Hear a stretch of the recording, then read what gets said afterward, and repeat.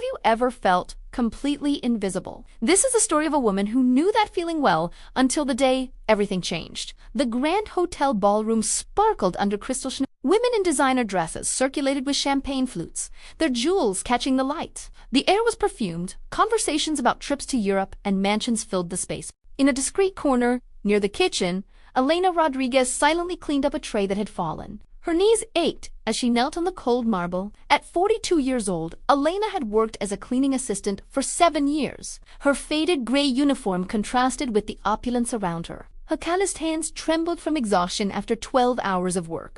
"Be careful not to cut your fingers," said a gentle voice. Elena raised her eyes and met Victoria Hamilton, a silver-haired lady who was the organizer of the charity event. "Thank you, ma'am," Elena responded quietly. Victoria observed her, something in her gaze suggesting recognition, but she was interrupted by Bethany Clark, a blonde woman in a garish red dress.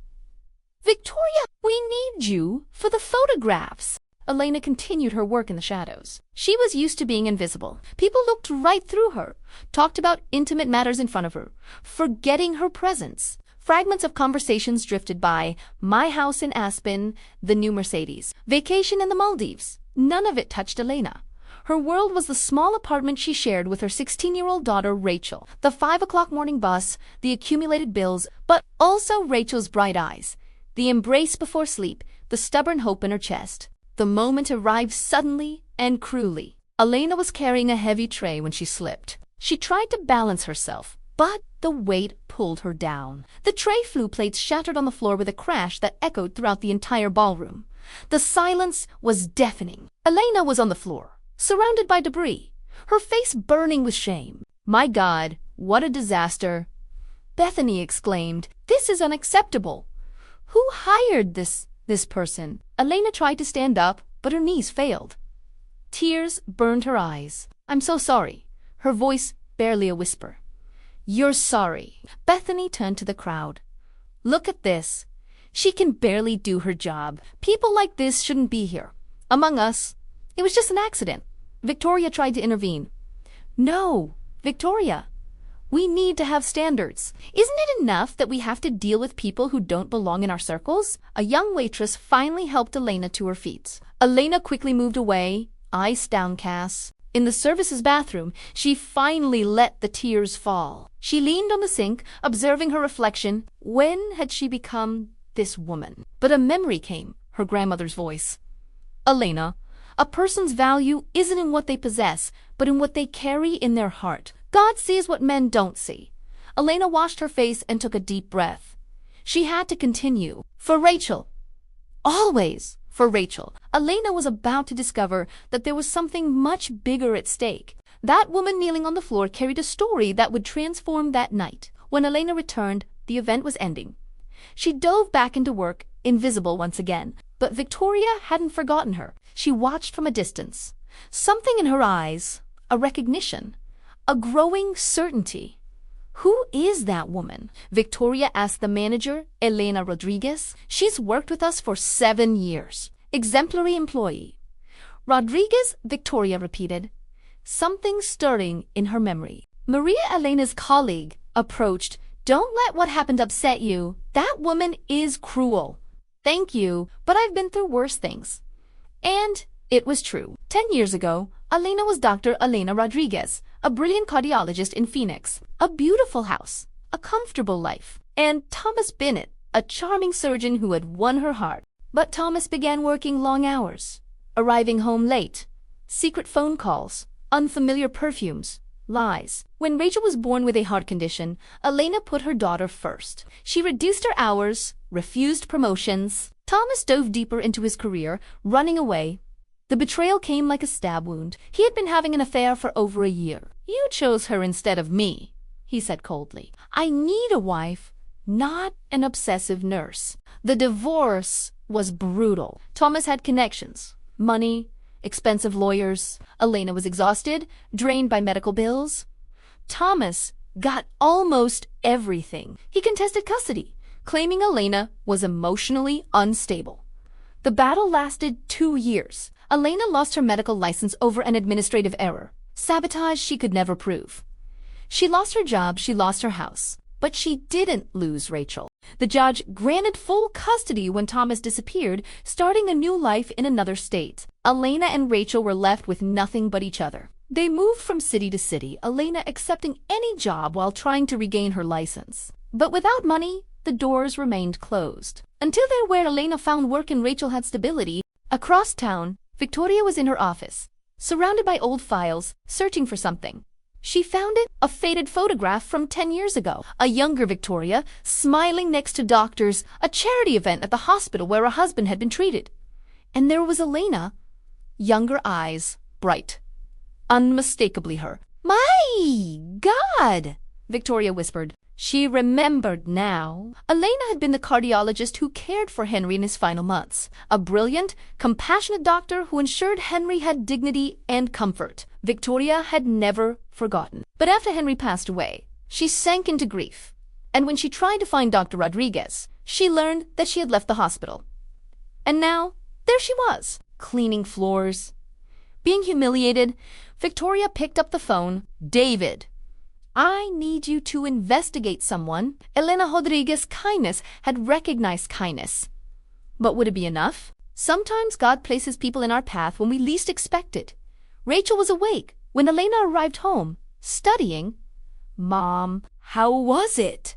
Elena smiled. Rachel didn't need to know about the humiliation. "It went well, sweetheart. Why are you still awake?" "Finishing biology." Rachel hugged her mother. "You look tired." After Rachel fell asleep, Elena made tea and sat by the window. How had a brilliant doctor become invisible? But she thought of Rachel, strong, intelligent, full of dreams. Rachel wanted to be a doctor too, and that made everything worthwhile. The next morning, Elena was called to the manager's office. "Elena, please sit down," said Mr. Morrison. Was she being fired? "It's not about yesterday. Mrs. Victoria Hamilton asked to see you. She's waiting in the conference room." When she entered, Victoria turned around. There were tears in her eyes. "Dr. Rodriguez," Victoria said softly. Elena froze. "Years without being called that. I'm no longer a doctor. Please sit. We need to talk." Victoria shared everything. How she had recognized her, how she had investigated and discovered the divorce, the loss of the license, the struggles. "You saved my husband from so much suffering. Henry died in peace because of you. I looked for you, but you had disappeared." Elena felt tears burning. "I went through difficulties. I know, and it's not fair." Victoria leaned forward.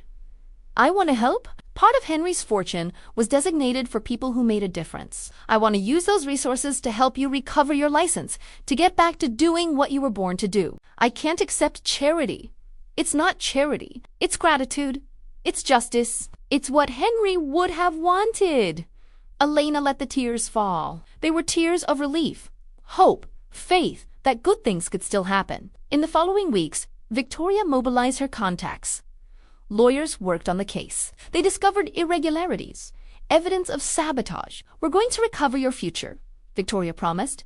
Rachel couldn't contain her joy. "Mom, you're going to save lives again." But Bethany Clark noticed the friendship between Victoria and Elena, and it bothered her. "You're associating with that cleaning woman?" Elena Rodriguez is an extraordinary doctor who went through unjust circumstances.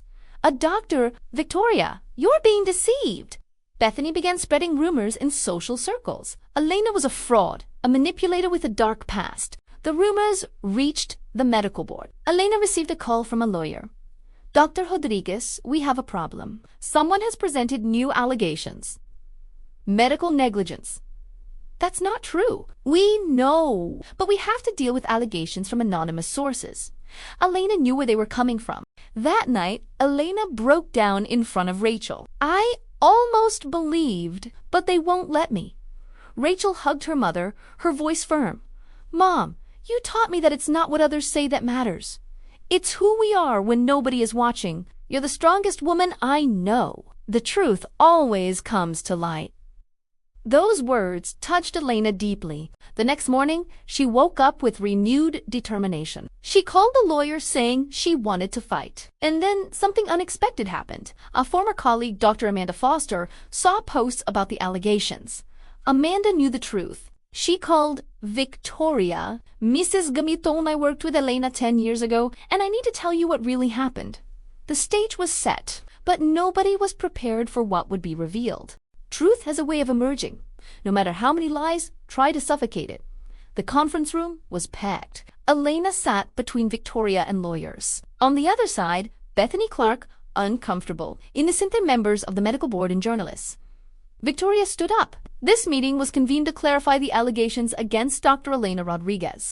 Evidence was presented. Amanda testified about Thomas's campaign against Elena. Records showed there was no negligence, only manipulation and sabotage. Then came the devastating revelation. An investigator presented evidence Bethany had received payments from Thomas to prevent Elena from recovering her career. Bethany went pale. "This is ridiculous." There are transfer receipts, Mrs. Clark, and explicit emails. The silence was suffocating. A board member turned to Elena. "Dr. Rodriguez, why did you never fight against this?" Elena took a deep breath. "Because I was broken. Not just financially, but emotionally. I had a daughter with health problems. I didn't have resources, energy, and I had lost faith in myself." She looked at Bethany. "But I learned that a person's value isn't in their position. It's in how they treat others when they have the right to be bitter. I worked in cleaning and met magnificent people. I saw kindness in the most unlikely places." Elena turned to the board. "I want my license because I love medicine. But if I can't get it, I'll continue living with dignity, treating each person with respect." There wasn't a dry eye in the room. Bethany broke down. "I'm so sorry," she whispered through tears. "I was jealous of the way Victoria respected you, of your strength. I have everything and I'm empty. You had nothing and were richer than I'll ever be." Victoria approached and placed a hand on her shoulder. "It's never too late to change." The truth had triumphed, but the most beautiful part was still to come. When you think the story has ended, you discover it was only the beginning. 3 months later, Elena stood before a new clinic. Hope and Healing Community Clinic, founded by Victoria Hamilton and Dr. Elena Rodriguez. Her license had been restored. Victoria proposed a partnership, a clinic serving underserved communities. Rachel was by her side, radiant. "Ready, Mom?" "More than ready." Upon entering, Elena saw familiar faces. Maria with her sick child, the young waitress, now a nursing student with a scholarship from Victoria, and in the corner, Bethany Clark. She had approached weeks ago, offering genuine apologies. She had used her fortune for anonymous donations to families in difficulty. Dr. Rodriguez Bethany said hesitantly, "I don't deserve forgiveness, but can I help?" As a volunteer, Elena studied the woman who had humiliated her. She saw someone broken, looking for redemption. Everyone deserves the opportunity to start over. There's always room for those who truly want to help. The first day was chaotic and beautiful. Elena saw more than 30 patients, exhausted mothers, elderly people, shy children, each one treated with the same dignity, because she had learned everyone is worthy of care, respect, and love. At the end of the day, Victoria found Elena. How was the first day? Elena smiled, a smile that reached her eyes. It was like coming home. "Thank you for seeing me when I was invisible. You gave me purpose again. We saved each other." That night, Elena sat with Rachel. "I'm so proud of you. You know what I learned? Storms don't come to break us. They come to show us what we're made of, to teach us compassion through suffering." Elena looked out the window. "There were days when I wanted to give up. But now I understand. God didn't abandon me. He was preparing me. Each humiliation taught me humility. Each difficulty, empathy, each day of invisibility taught me to see the invisible. And now you can be light for people who are where you were." Exactly. A year later, Hope and Healing Clinic had become a beacon of hope. Stories of transformation happened daily. Elena was no longer invisible. But fame didn't change who she was. She still greeted each patient by name. She still knelt down to talk with children. Because those years had taught her real value, it wasn't being seen, but seeing others. Thomas tried to make contact. Elena responded, "I forgive you, because holding grudges would only poison my soul. But forgiveness doesn't mean restoring what's broken. I pray that you find peace. Final liberation." Bethany had become a dedicated volunteer, rebuilding her soul. I had everything and had nothing. You had nothing and had everything. Now, I understand the difference. On the clinic's second anniversary, Rachel took the stage. I want to talk about my mother. When I was little, I watched my mother lose everything to take care of me. I saw her be humiliated. And you know what she did? She prayed. Not for money, for strength to be a good mother, for love to forgive. Rachel looked at Elena. Mom, you taught me that true success isn't about how much you earn. It's about how many people you lift up with you. It's about keeping kindness when the world is cruel. It's about believing that God has a plan. Elena hugged her daughter. When she spoke, her voice reached every heart. A few years ago, I was on the floor of this hotel, humiliated.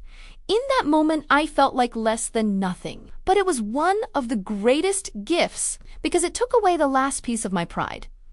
It broke me completely. And only when we're broken can we be rebuilt. Not in the image the world wants, but in the one we were destined to be. I'm not a hero. I'm a woman who learned that our greatest strength doesn't come from never falling. It comes from getting up one more time, even when it seems impossible. Life will break you, but you choose what to do with the pieces. You can let them make you bitter. Or you can gather them and create something more beautiful, something that carries the marks of the journey, cracks filled with compassion. I choose to believe that every pain has purpose, that every tear waters seeds of something greater, that there's no night so dark that the sun can't rise.